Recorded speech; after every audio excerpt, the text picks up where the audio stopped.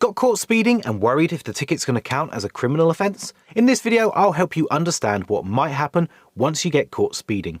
In most cases, speeding tickets won't result in a criminal record. However, there are exceptions for the worst offences, and if you ignore the penalty altogether, you could land yourself in hot water. Speeding tickets can also get very expensive.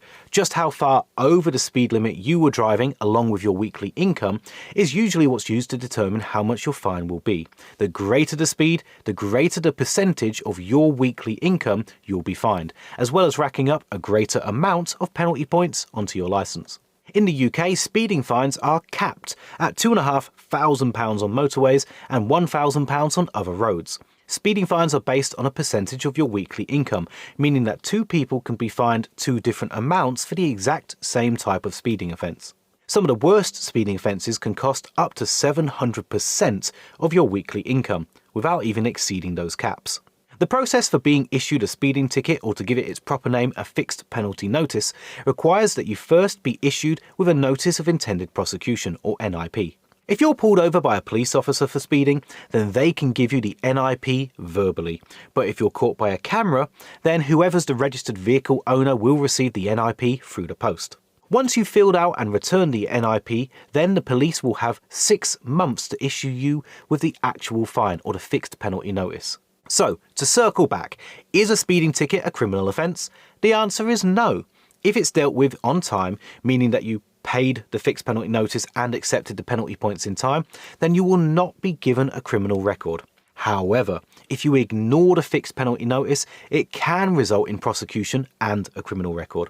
In Scotland, speeding on its own is not classed as a criminal offence. If the fine isn't paid, the matter will be referred to the district court for prosecution. It could become an offence if you purposefully ignore the speeding fine. Additionally, and this point is potentially very important, if you were grossly over the speed limit, then you could be charged with dangerous driving. This is far more serious than a regular speeding ticket. The usual procedures go out of the window, and the potential punishment could be a driving ban or even time behind bars. Usually, though not exclusively, travelling double the speed limit, 60 in a 30, 80 in a 40 and so on, or if you exceed 100 miles an hour anywhere, is considered to be the point at which speeding is considered dangerous driving. My advice if you're faced with dangerous driving charge is that you seek legal advice straight away. So, speeding alone is unlikely to result in a criminal conviction, unless you were well above the speed limit. However, if it's in conjunction with another offence, such as driving under the influence of drugs or alcohol, failing to stop after a serious accident, causing death by dangerous driving, or, as mentioned, driving grossly over the speed limit, you could well be sent to prison for speeding. You may even earn yourself a criminal record by falsely identifying who was speeding at the time of the speeding offence. The vehicle owner must identify who was driving using the form that came with their NIP. This form must be completed and returned within 28 days, or is considered a criminal offence, as is lying about who was driving. Many parents, for instance, have tried to take the fine and the points on behalf of their children to avoid the younger driver's insurance from shooting up. In a similar way, couples have tried to take each other's points when one of them is near to a driving ban.